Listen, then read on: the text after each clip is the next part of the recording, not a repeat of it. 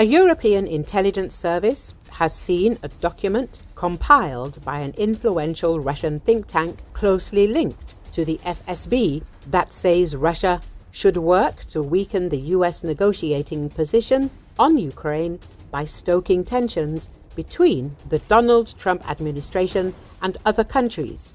In addition, Moscow must advance its efforts to dismantle the Ukrainian state.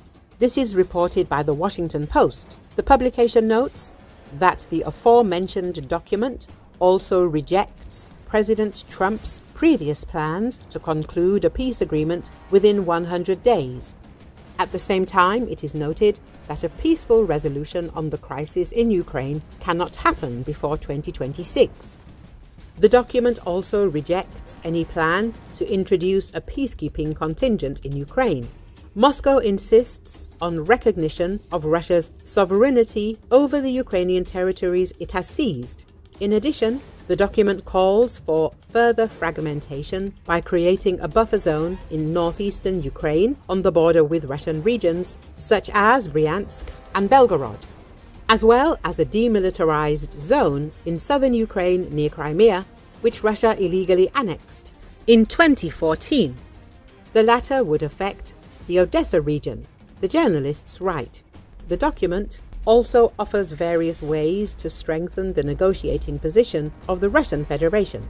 The possibility of proposing access to Russian mineral resources for the United States is mentioned. It is noteworthy that this includes resources that are located in the occupied territories of Ukraine. The document proposes that Russia agree not to deploy its Oreshnik medium-range ballistic missiles in Belarus on the border with the European Union, and in exchange, the United States would agree not to deploy new missile systems on the continent. It also proposes that Russia stop supplying weapons to countries deemed unfriendly to the United States, and in exchange, the United States would stop arming Ukraine. But it adds that stopping Russian arms sales to Moscow's allies would be difficult to implement, the document says. The document rejects Trump's special envoy to Ukraine, Keith Kellogg's initial proposals for a peace agreement. The document also says that without official recognition of Russian sovereignty over the captured territories of Ukraine, it is highly likely that armed conflict will resume in the medium term. For example, after the next change of administration in the United States. Any potential concessions from Ukraine, such as abandoning NATO membership and holding elections in which pro-Russian parties would be allowed, are rejected as not going far enough.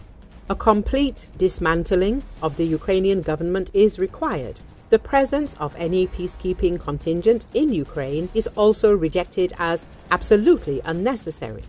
The US plans to continue arming Ukraine after any peace agreement are called absolutely unacceptable in the document. The same applies to maintaining the Ukrainian army at the level of 1 million people.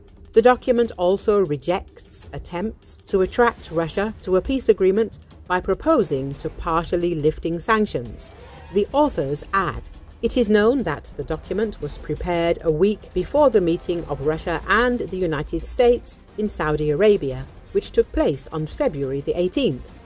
A Russian academic close to high-ranking Russian diplomats said that the main thrust of the recommendations reflects a broad consensus in Moscow. At the same time, he added that it is never clear to what extent the Kremlin leadership reacts to the documents prepared for it.